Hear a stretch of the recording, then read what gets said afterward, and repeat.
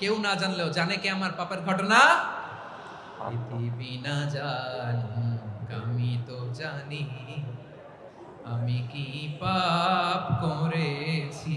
হায় ও আমার কলিজার টুকরা ভাইয়েরা, মাথাটাকে নিচু করে জীবনের সব গুনার ফিরিস্তিগুলো একটা একটা করে স্বীকার করে আল্লাহরে বলেন, আল্লাহ আমি পাপী। আল্লাহ আমার চেয়ে বড় পাপী এই দুনিয়াতে কেউ নাই। আকাশের নিচে জমিনের উপরে আমার চেয়ে বড় পাপী কেউ নাই। একটা একটা করে আল্লাহ স্বীকার করি আমি পাপী।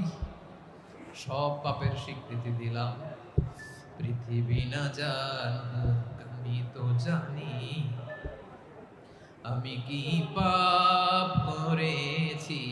হায় আমার পাপের করলে বিচার, বাঁচার আমার নাই উপায়।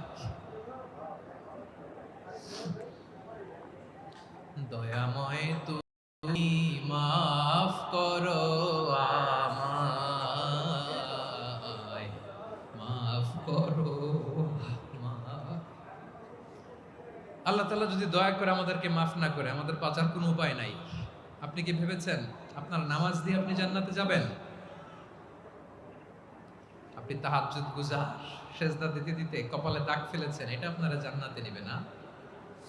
আপনি এলাকার সবচেয়ে বড় হাতেম তাই দানশীল, এই দানের ভরসায় বসে আছেন, কশিন কালো না। আমাদের নামাজ, আমাদের রোজা, আমাদের ইবাদত, এগুলোকে মিজানের পাল্লায় উঠালে কোনো ওজনই হবে না।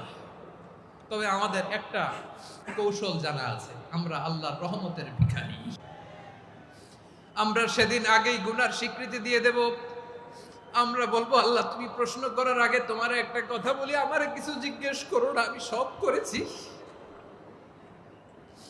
এমন কোন পাপ নাই যে পাপ আমারে দিয়ে হয় নাই।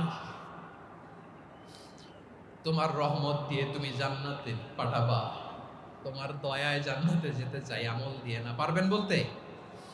কিয়ামতের দিন আমরা বলবো, আল্লাহ আমার আমল দিয়ে জান্নাত চাই না, আমি তোমার দয়া দিয়ে জান্নাত চাই।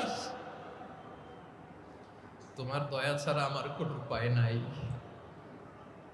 কারণ আল্লাহ যদি বিচার করে বাঁচার কারো উপায় নাই। আল্লাহ যদি বলে ফেলেন তুই এটা ওখানে গেলি কেন?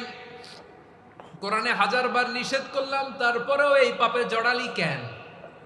এরকম প্রশ্ন ছুড়ে দিলে আমার উত্তর আছে? বাঁচার কোনো উপায় আছে? রোজ হাসরে হে আল্লাহ আমার করোনা বিচার, আল্লাহ করোনা বিচার। বিচার চাহি না তব দয়া চাই, এ গুনাহগার করোনা বিচার।